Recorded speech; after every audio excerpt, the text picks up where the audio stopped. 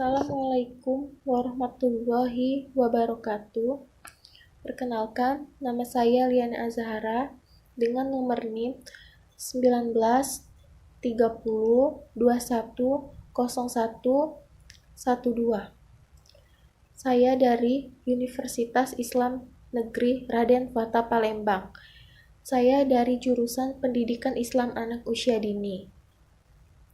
Baiklah, kali ini saya akan memenuhi tugas ETS saya atau evaluasi tengah semester yang dibimbing oleh dosen saya yang bernama Ibu Kurnia Dewi MPD yang mengajar tentang kesehatan dan gizi AUD.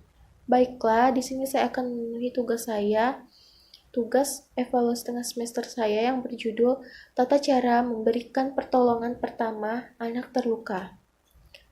Baiklah, saya akan menjelaskannya. Kali ini kita akan membicarakan yang sering kita alami di rumah atau aktivitas di luar ruangan. Jadi, kali ini kita membahas tentang bagaimana perawatan luka agar lukanya cepat kering dan sembuh. Penasaran?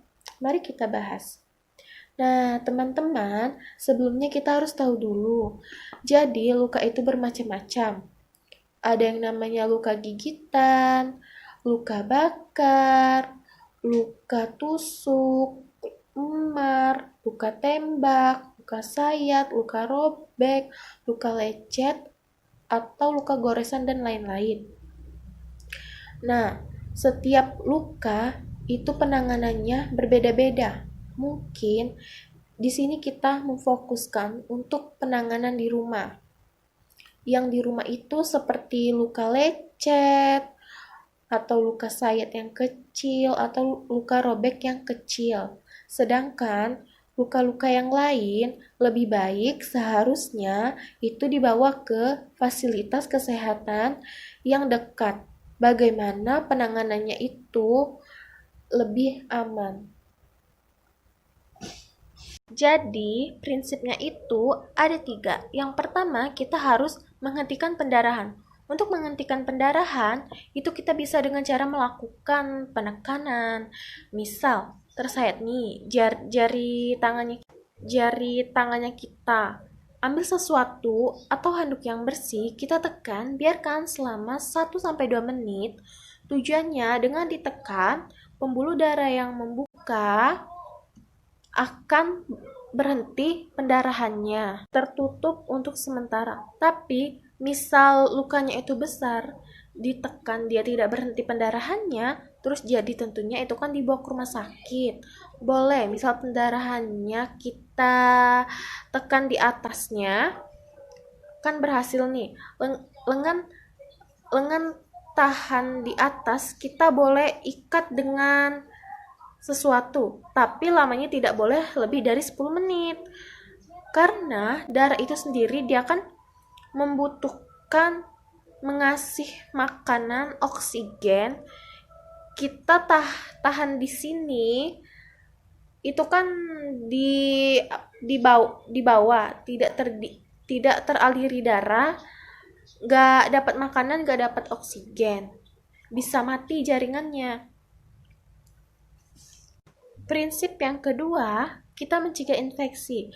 Pertama, bersihkan lukanya. Bersihkan luka itu bagusnya dengan air bersih yang mengalir. Boleh dari air keran. Misal luka di sini. Air kerannya dibuka, kita bersihkan sampai bersih, hilangin kotorannya, entah itu kotoran kerikil atau pasir, tapi kalau lebih bagus lagi pakai cairan yang steril, yaitu infus NaCl 0,9%. Boleh misalnya ke apotek bilang aja cairan untuk luka. Jadi nanti diteteskan ya. Yang kedua, kita berikan betadin atau obat merah. Lukanya di sini kan. Cara pemberiannya itu melingkar dari dalam keluar, lagi dari dalam melingkar keluar. Jangan dari luar ke dalam. Tujuannya ini untuk mengurangi bakteri dari dalam, dibunuh dulu bakterinya biar sterilisasi. Kalau dari luar, malah mengantar dari luar untuk ke tengahnya, ke tempat luka malah bisa infeksi. Tapi itu sendiri, pemberian obat merah ini juga kontroversi. Ada yang mengatakan mestinya tidak dilakukan karena dapat menyebabkan iritasi pada jaringan. Tetapi dalam praktik di dunia kesehatan, obat merah ini, betadin, masih banyak digunakan untuk proses sterilisasi. Yang ketiga, lukanya itu kita oleskan dengan antibiotik, salep, atau krim. Tujuannya itu untuk mencegah infeksi, pembunuhan bakterinya. Yang keempat, kalau misalnya menggunakan perban, kalau lukanya itu kecil, sebaiknya tidak menggunakan perban. Kenapa? Untuk mencegah kelembaban. Karena kalau lembab, mudah infeksi sama mencegahnya bakteri ANR. Jadi ada namanya bakteri anaerob. Itu adalah bakteri yang dia justru hidup kalau nggak kena oksigen. Nah, misal ada luka, kita tutup dengan perban tebal-tebal. Jadi kan nggak kena oksigen, jadi bakteri itu bisa berkembang di situ, malah infeksinya jadi semakin menjadi. Tetapi semisal teman-teman di rumah itu atau mau melakukan aktivitas, nggak mungkin dibiarkan terbuka kan. Nah, nanti resikonya kena kotor. Yang kelima, makan makanan yang tinggi protein. Tujuannya untuk mempercepat penyembuhannya. Contohnya misalnya putih telur, atau pagi-pagi kita rebus telur, yang paling bagus itu putih telur. Juga makan ikan seperti ikan gabus karena tinggi proteinnya. Yang keenam, jangan sering usil-usil tangannya ya. Jangan dipegang-pegang kalau ada luka, karena di tangan kita banyak bakteri. Kalau misal kita pegang-pegang, kita malah mengantarkan bakteri itu. Jadi malah semakin infeksi bekas lukanya nanti. Prinsip yang ketiga, itu kita menilai jaringan yang terkena luka. Jadi kalau ada luka, kita lihat apakah sampai terbuka tempat otot-ototnya, sampai tulang-tulangnya lukanya.